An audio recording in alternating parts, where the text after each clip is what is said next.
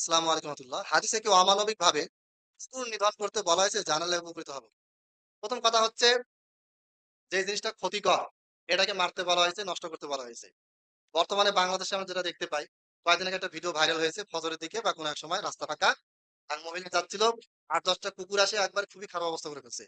টেনে হেঁচড়ে কামড়ে একেবারে খুব খারাপ অবস্থা। তারপর একটা ভিডিওতে দেখলাম ছোট একটা বাচ্চা যাচ্ছে, ৮-৯ বছরের বাচ্চা, কুকুরগুলো আসে একবারে কামড়ে টামড়ে শেষ করে ফেলছে। আমার নিজের ছেলে মুবাশশির ৬ বছর বয়স। সে মাঝরাতে বাসায় আসতেছিল, ৮-১০টা কুকুর ধাওয়া করছে।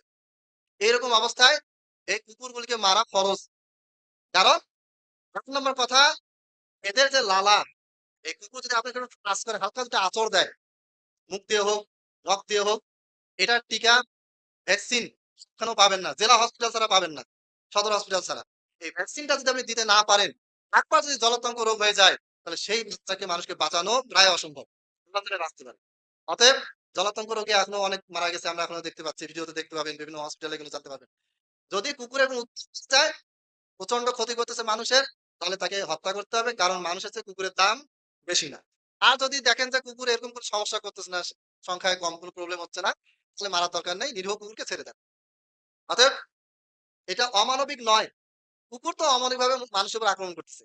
এটার কারণে কুকুরকে হত্যা করতে হবে। তবে যদি এরকম ঘটনা না ঘটে, কুকুরের তেমন প্রতিশোধ নাই, এক্ষেত্রে অহেতুক একটা নিরীহ কুকুরকে মারার